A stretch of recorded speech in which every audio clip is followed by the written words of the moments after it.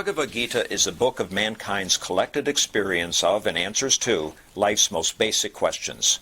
Who I am, from where do I come, what is my purpose and destiny, and most practically, how do I find happiness? These podcasts originate in the lectures of Neil Bhatt, a disciple of Swami Chinmayananda. They are presented here in 20 to 30-minute segments, each covering 3 of the Gita's 701 verses. Welcome to Gita Wisdom for Daily Living. Okay, we had been discussing chapter 1, Arjuna Vishada Yoga. As we had been discussing, this is the story of our life. This first chapter is indicating what we face in life. The symbology here is the Mahabharata war is our life. We are fighting this battle of life every day. And in this we do come across situations which are not very clean-cut and clear.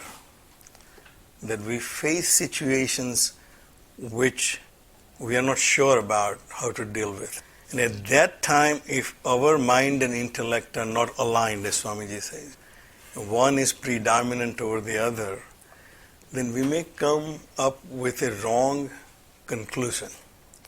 Sometimes we talk about this inner voice, my conscience, what you feel right is right. But we fail to recognize that some of our decisions, or sometimes most of our decisions, are colored by our emotions and our attachments. So this is a classic case of how a very intelligent, well-trained person can also get into a situation where you can see things in a very different light. You come to a wrong conclusion, but once you come to that conclusion, then you have all the arguments to back it up. Well, I'm not giving any charity these days because I found out they're all corrupt. I found United Way has this scandal, such and such has this scandal. I have read on NPR, only 2 cents go towards the real cause.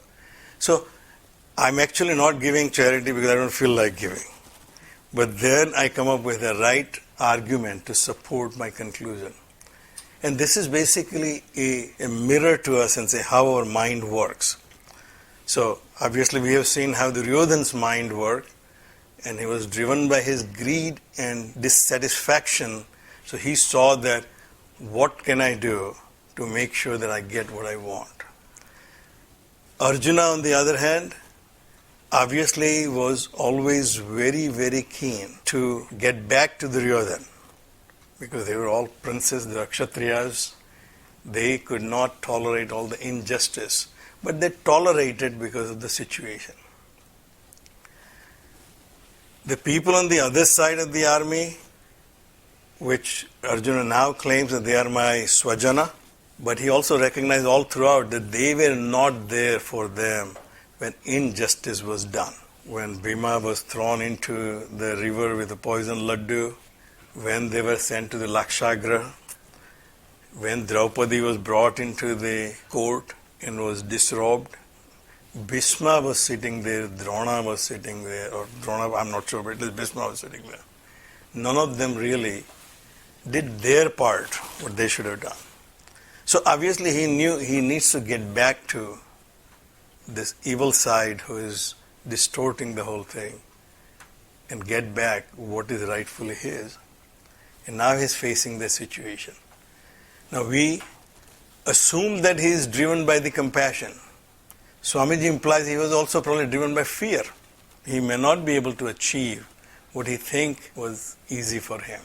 He has fought battles and he has won battles, but now he sees those are great Maharathis who are invincible.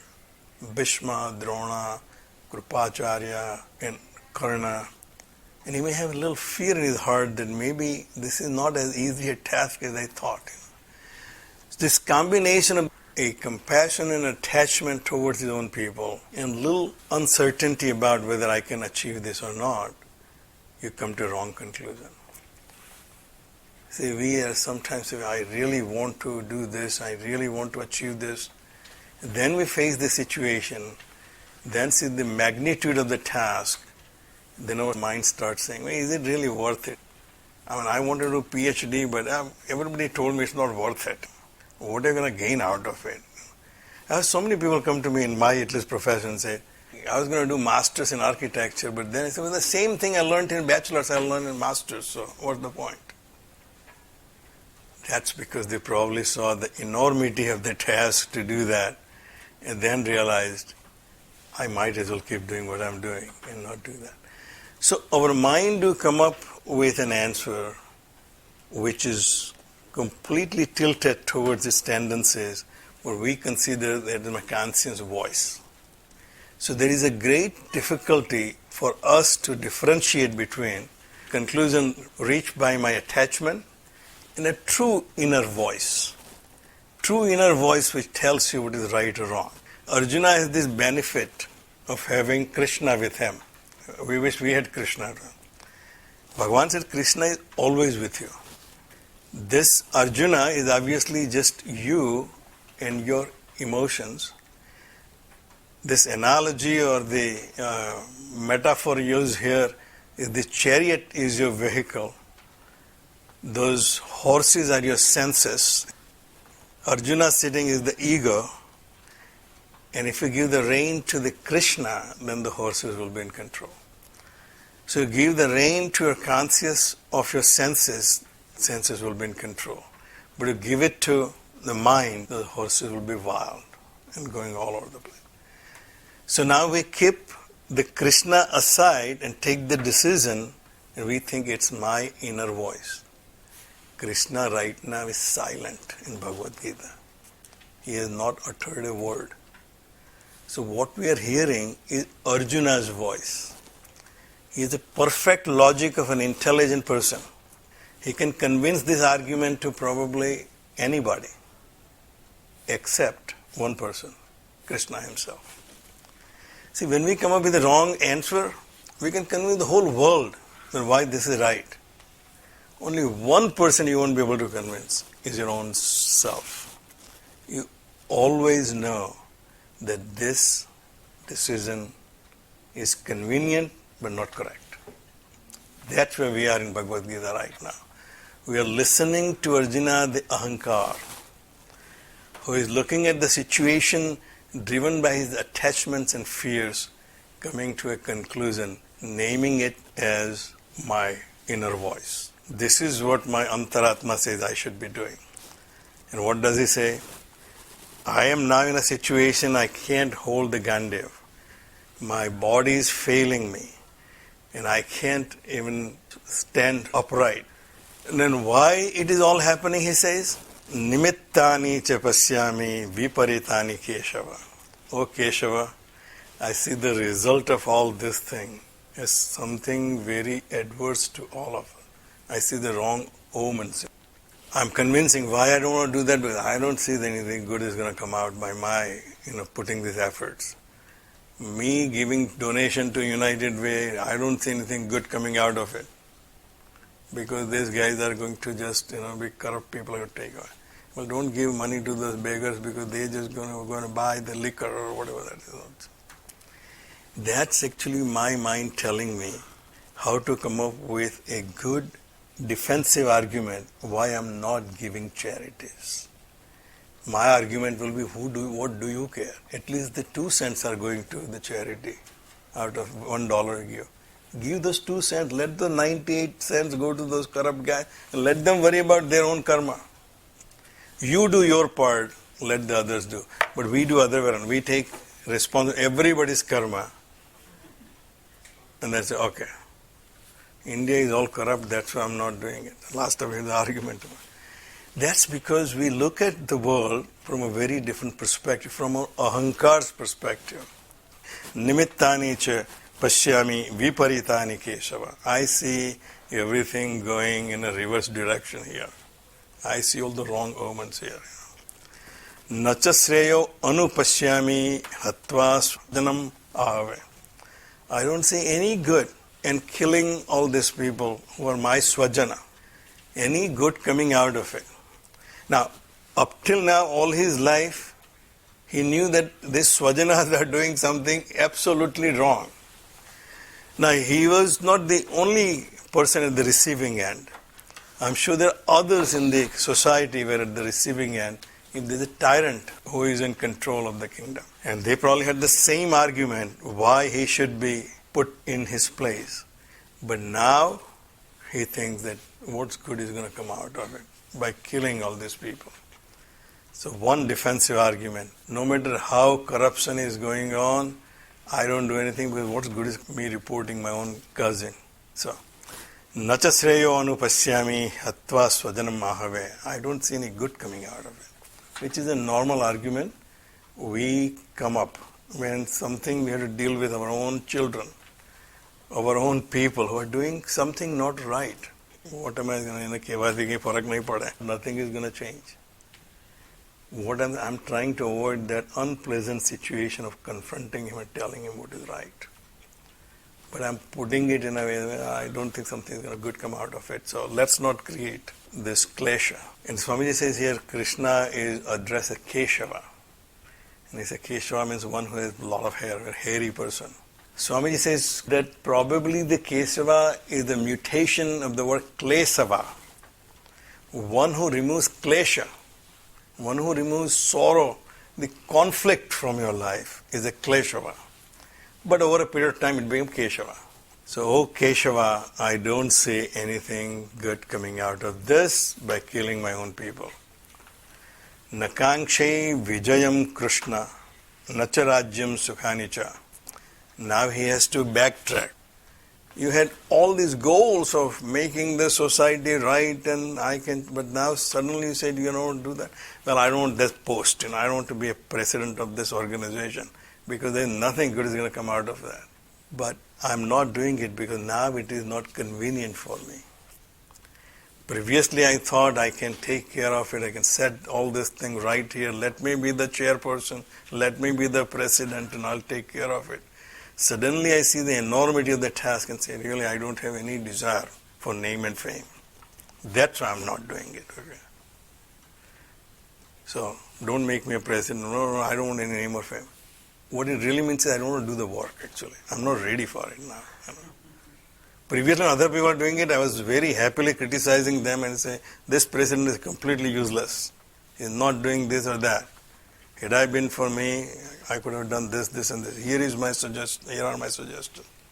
Now I say, okay, now Neil, your turn. We are nominating. He said, no, I don't need name or fame. Why? I'm not ready to do the work. Nakangshe Vijayam Krishna. I don't want the victory. So up till now, he wanted victory. Suddenly he realized he does not require any victory or he does not care for victory. Nakangshe Vijayam Krishna Nacha Rajyam Sukhanicha. I also don't want the kingdom or any kind of pleasures or happiness or comfort. Sukhanicha. Kim no Rajyena Govinda, Kim Bhoge Ethenava. What is the use of this kingdom or this pleasures or the comforts? Because Isham Arthe Kangshitam Naha Rajyam Bhoga Sukhanicha. For whom I wanted all these things, the kingdom, all the pleasures and all the comforts. Te ime avasthita yuddhehe pranan tyaktva dhananicha. This is a perfect argument we come up with and say, I was going to do this, but I was doing all this for my family. My family doesn't care, so why should I do this? Argument is always very convincing to others. Say, yeah, he's right, his family doesn't care, why should he be doing? The real reason I'm not doing it, I realize that I'm probably not capable of doing it. All this time I'll build a business and then I'll do this and I'll do that and help the society and the economy and this and that. I say, well, people don't care. I was going to do this for my employees, but they don't care. So why should I not do it? These are the arguments our mind comes up with to make us feel good about the things which are not doing right. So he's saying, I was hoping to have this kingdom and this sukha for my family. But look at them. They are all assembled here, ready to fight. Acharyaha pitaraha putraha tatha evacha pitamaha matulaha swasuraha Pautraha, Shalaha, Samandhin Tatha. Now he is obviously enumerating, just like we will look at this. And even my mother didn't care when I was working hard. My wife never really cared for what I'm achieving. And my son never really. What I'm realizing, my failings, I'm justifying by putting blames on others. What just didn't happen suddenly? Not that he was that stupid that who will be on the other side, he would not have known. So he knew that. How many people are going to be on what side? That's not a complete surprise. Even though we read and say, he said they put the chariot in front of them, and then he suddenly realized, well, this planning must have been going on for months, to fight this battle. They all knew who's going to be on whose side. But now he's using that argument saying, all these people who are ready to give up their life and fight this war are my acharyaha, my teachers, pitaraha, fathers, putraha, sons, pitamahaha, grandfathers, matulaha. I think we have gone through the previous verse, he enumerated the same thing. Matulaha, maternal uncles, swasuraha, in-laws, pautraha, grandchildren, shalaha, in-laws, sabandhin tatha, and all the relatives. They're all standing in front of each other, ready to kill each other and die in this battle. And therefore, he said, I don't really see any good coming out of it. And with that, I'll stop here. Om Sarve Bhavantu Sukhina Sarve Santu Niramayaha Sarve Bhadrani Pashyantu Ma Kaschid Dukkha Bhag Bhave. Om Shantihi Shantihi Shantihi. Harihi Om. Shri Gurubhyo Namaha. Harihi Om.